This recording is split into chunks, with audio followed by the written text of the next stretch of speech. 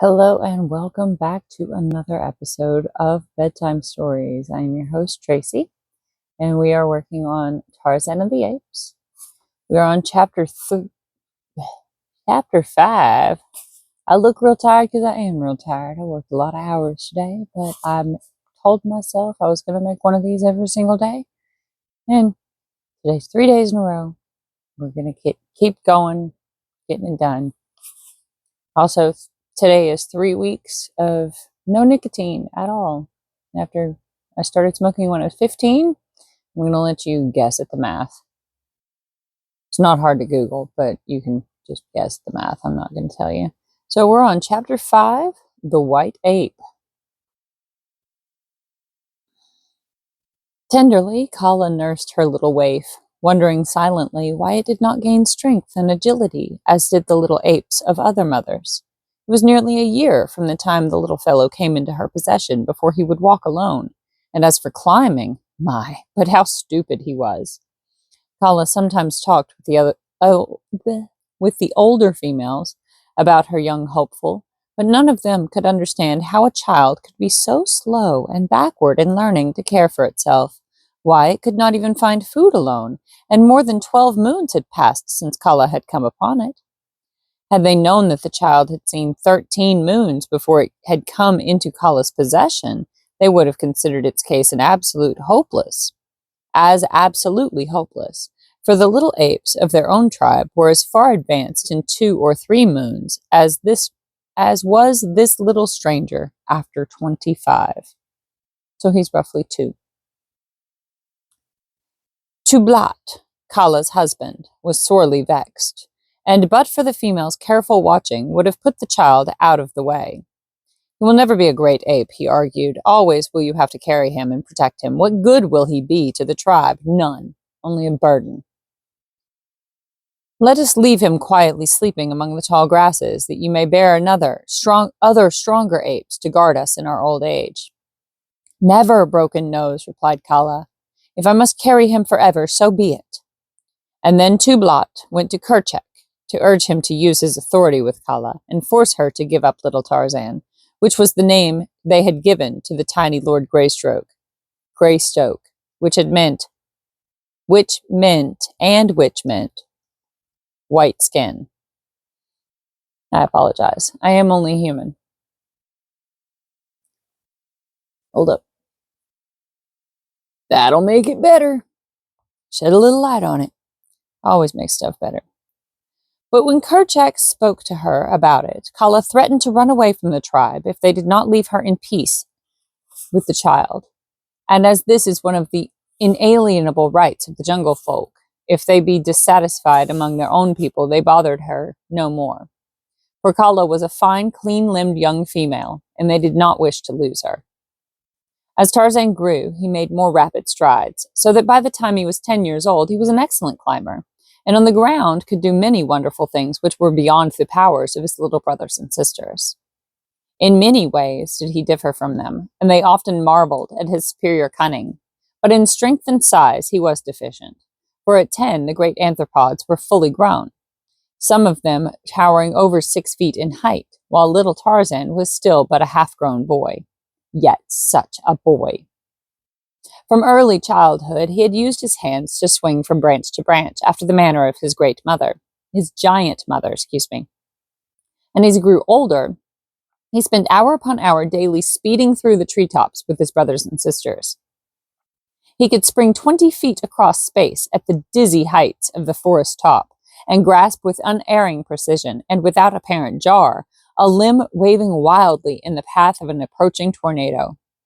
He could drop 20 feet at a stretch from limb to limb in rapid descent to the ground, or he could gain the utmost pinnacle of the loftiest tropical giant with the ease and swiftness of a squirrel. Though but 10 years old, he was fully as strong as the average man of 30, and far more agile than the most practiced athlete ever becomes, and day by day his strength was increasing. His life among these fierce apes had been happy, for his recollection held no other life. nor did he know that there existed within the universe aught else than his little forest and the wild jungle animals with which he was familiar. He was nearly 10 before he commenced to realize that a great difference existed between himself and his fellows. His little body, burned brown by exposure, suddenly caused him feelings of intense shame, for he realized that it was entirely hairless, like some low snake or other reptile.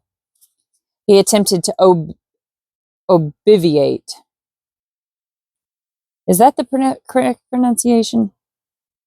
It means to cover up, like obfuscate or deceive people, but it's obviate. Obviate. You see why I read this when I was 10. Vocabulary words. He attempted to obviate this by plastering himself from head to foot with mud, but this dried and fell off. Besides, it felt so uncomfortable that he quickly decided that he preferred the shame to the discomfort. In the higher land, which his tribe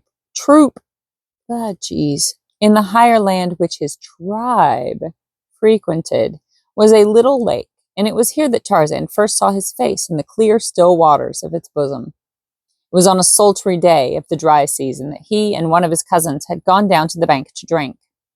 As they leaned over, both little faces were mirrored on the placid pool, the fierce and terrible features of the ape beside those of the aristocratic scion of an old English house. Tarzan was appalled. It had been bad enough to be hairless, but to own such a countenance? He wondered that the other apes could look at him at all. That tiny slit of a mouth and those puny white teeth, how they looked beside the mighty lips and powerful fangs of his more fortunate brothers. And the little pinched nose of his, so thin was it that it looked half-starved. He turned red as he compared it with the beautiful broad nostrils of his companion. Such a generous nose! Why, it spread half across his face. It certainly must be fine to be so handsome, thought poor little Tarzan. But when he saw his own eyes, that was the final blow. A brown spot, a gray circle, and then blank whiteness. Frightful. Not even the snakes had such hideous eyes as he. So intent was he upon this personal appraisement of his features that he did not hear the parting of the tall grass behind him as a great body pushed itself stealthily through the jungle. Nor did his companion, the ape, hear either, for he was drinking, and the noise of his sucking lips and gurgles of satisfaction drowned the quiet approach of the intruder. Not 30 paces behind the two she crouched, Sabor, the huge lioness, lashing her tail. Cautiously, she moved a great padded paw forward, noiselessly placing it before she lifted the next.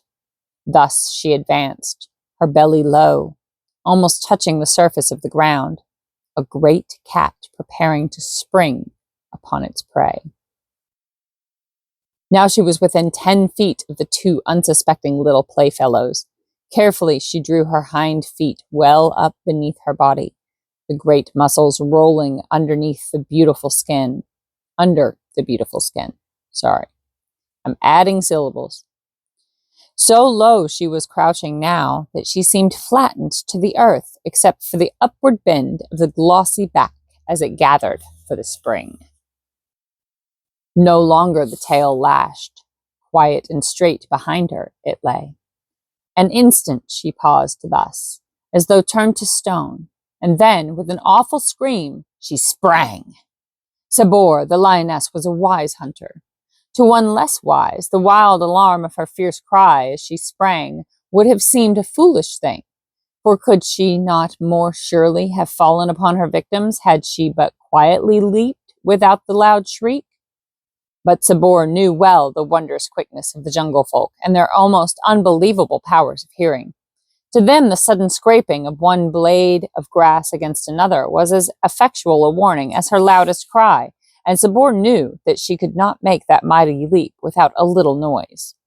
Her wild scream was not a warning. It was voiced to freeze her poor victims in a paralysis of fear for the tiny fraction of an instant, which would suffice for her mighty claws to sink into their soft flesh and hold them beyond hope of escape. So far as the ape was concerned, Sabor reasoned correctly. The little fellow crouched trembling just an instant, but that instant was quite long enough to prove his undoing. Not so, however, with Tarzan, the man-child. His life amidst the dangers of the jungle had taught him to meet emergencies with self-confidence, and his higher intelligence resulted in a quickness of mental action far beyond the powers of the apes. So the scream of Sabor, the lioness, galvanized the brain and muscles of little Tarzan into instant action. Before him lay the deep waters of the little lake. Behind him, certain death, a cruel death, beneath tearing claws and rending fangs. Tarzan had always hated water, except as a medium for quenching his thirst. He hated it because he connected it with the chill and discomfort of the torrential rains, and he feared it for the thunder and lightning and wind which accompanied them. The deep waters of the lake he had been taught by his wild mother to avoid, and further, had he not seen the little Nita sink beneath its quiet surface only a few short weeks before, never to return to the tribe? But of the two evils, his quick mind chose the lesser, ere the first note of Sabor's scream had scarce broken the quiet of the jungle, and before the great beast had covered half her leap, Tarzan felt the chill waters close above his head. He could not swim, and the water was very deep, but still he lost no particle of that self-confidence and resourcefulness, which were the badges of his superior being. Rapidly, he moved his hands and feet in an attempt to scramble upward, and possibly more by chance than design. He fell into the stroke.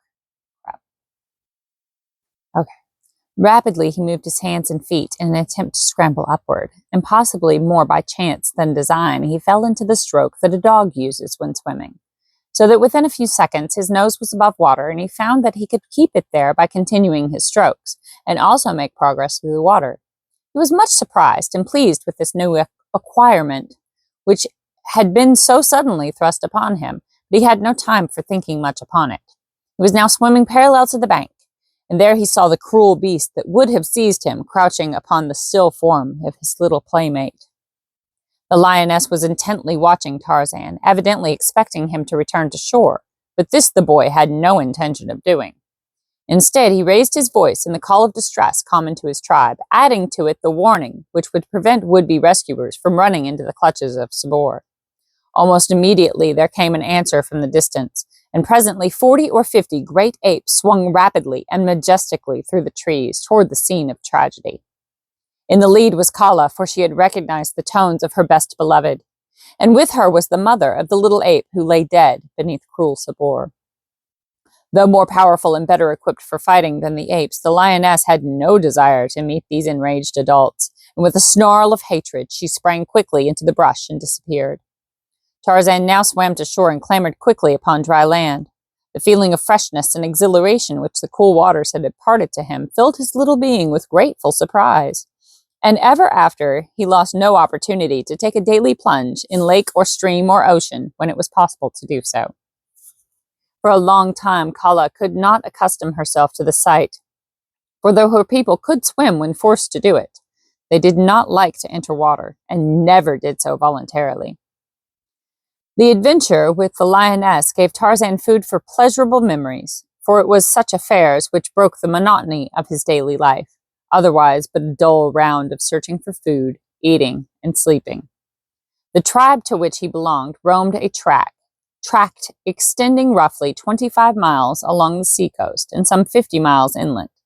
This they traversed almost continually, occasionally remaining for months in one locality. But as they moved through the trees with great speed, they often covered the territory in a very few days. Much depended upon food supply, climatic conditions, and the prevalence of animals of the more dangerous species.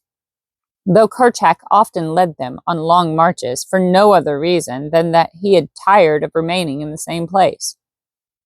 At night they slept where darkness overtook them, lying upon the ground and sometimes covering their heads, and more seldom their bodies, with the great leaves of the elephant's ear. 2 or 3 might lie cuddled in each other's arms for additional warmth if the night were chill, and thus Tarzan had slept in Kala's arms nightly for all these years.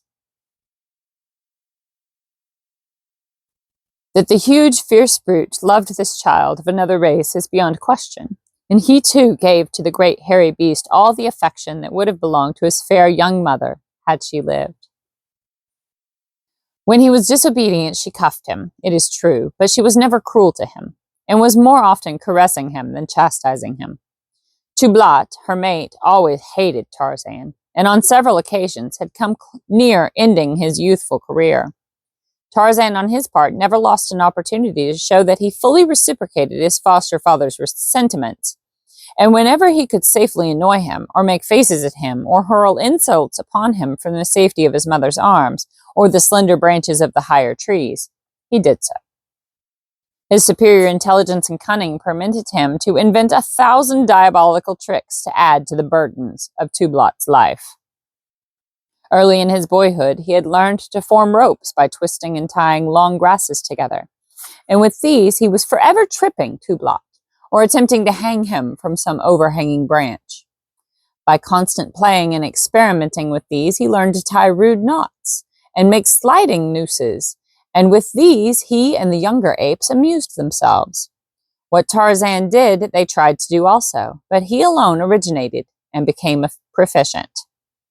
One day, while playing thus, Tarzan had thrown his rope at one of his fleeing companions, retaining the other end in his grasp. By accident, the noose fell squarely about the running ape's neck, bringing him to a sudden and surprising halt. Ah, here was a new game, a fine game, thought Tarzan, and immediately he attempted to repeat the trick.